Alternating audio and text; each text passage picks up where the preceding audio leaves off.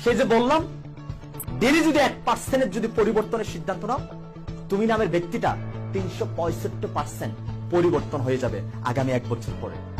স্বপ্ন নিয়ে কিন্তু পড়ে থেকো না, তোমাকেই বলছি, স্বপ্ন নিয়ে পড়ে থেকো না। সঠিক পরিকল্পনা এবং অক্লান্ত পরিশ্রমে একমাত্র তোমার স্বপ্নের বাস্তবায়ন ঘটাবে। ঘরে বসে থেকে আর শুয়ে থেকে ভাবতে ভাবতে কেউ স্বপ্ন বাস্তবায়ন করতে পারেনি। অক্লান্ত পরিশ্রম করার পরে কিন্তু স্বপ্ন বাস্তবায়ন হবে, আদারওয়াইজ কিন্তু সম্ভব না। সফলতার জন্য তোমাকে সবচেয়ে বেশি যেটা করতে হবে সেটা হচ্ছে কি, চেষ্টা করো, বারবার চেষ্টা করো, আবার চেষ্টা করো, এন্ড আরো একবার চেষ্টা করো। আমি বলবো আগামী দিন আবার চেষ্টা করো, এরপরে বলবো ভিন্নভাবে তুমি চেষ্টা করো।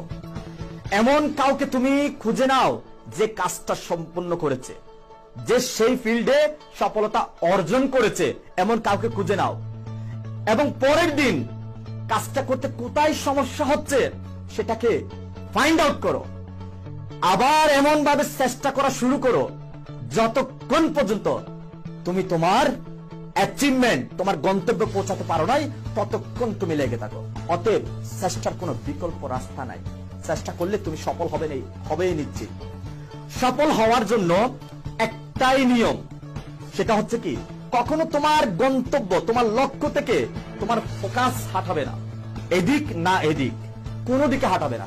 তোমার শুধু লক্ষ্যে ফোকাস রাখবে, তাহলে তুমি নিশ্চিতেই তুমি সফল হবেই।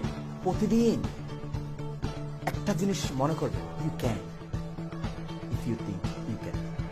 ইয়েস, যদি তুমি মনে করো তোমাকে দিয়ে সম্ভব, ইয়েস তোমাকে দিয়ে সম্ভব।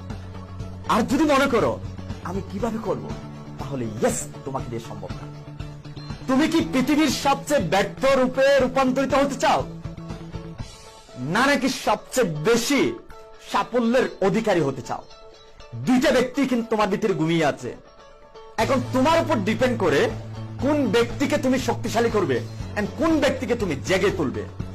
আর আমি চয়েস করেছি জাগিয়ে তোলার জন্য, আমি সার্থক সাফল্য, সর্বোচ্চ সাফল্য অর্জন করা ব্যক্তি হিসেবে রূপান্তরিত হওয়ার জন্য। আমি বলবো কি, তুমিও পারবে যদি তুমি আজকে সিদ্ধান্ত নাও। ইয়েস, অবশ্য সম্ভব তোমাকে দিয়া সাফল্য অর্জন করা সর্বোচ্চ লেভেলে। জাস্ট প্রতিদিন এভাবে নিজেকে নিজে বলো, yes I can do it, yes I will do it, yes I must do it. কে তোমাকে নেগেটিভ করবে? কে তোমাকে থামিয়ে দিবে?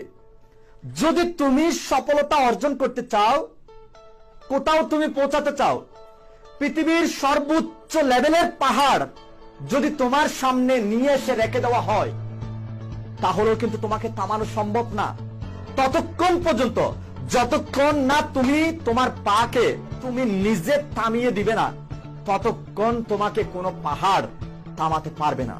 অতএব তোমার সফলতা থেকে বঞ্চিত হওয়ার, ব্রেক মারার দায় একমাত্র তুমি। তুমি ব্যর্থতার মালিক হও, সেটাও দায়ী তুমি। তুমি সফলতার মালিক হও, সেটাও দায়ী তুমি। সিদ্ধান্ত তোমার, আজকেই সিদ্ধান্ত নাও। জাস্ট এটাই সবসময় মনে করবে, আমি জিতবই, হয়তো খুব শীঘ্রই না, কিন্তু অবশ্যই আমি জিতবো। যে কাজে হোক, তুমি পড়াশোনা করতেছো, তুমি চাকরি করতেছো, তুমি ব্যবসা করতেছো, প্রতিদিন মনে করে এটা, ইয়েস আমি জিতবই, হয় শীঘ্রই না, হয়তোবা খুব শীঘ্রই না, কিন্তু অবশ্যই আমি জিতবো। এভাবে প্রতিদিন নিজের আত্মবিশ্বাসকে বাড়িয়ে তোলো, তাহলে কেউ তোমাকে হার মানাতে পারবে না। নেক্সট, তুমি যে কাজে থাকবে, যে কাজে লেগে আছো, সে কাজে অবশ্যই সফলতা অর্জন করতে পারবে। আর মনে থাকে যেন, আমি আবার বলছি, তুমি কে আর তুমি কি হতে চাও, তোমার লক্ষ্য কি, আর প্রবাসে যদি এসে থাকো কেন আসলে, এগুলোর জবাব বের করো, দেখবে তুমি হয়ে যেতে পারবে। ধন্যবাদ।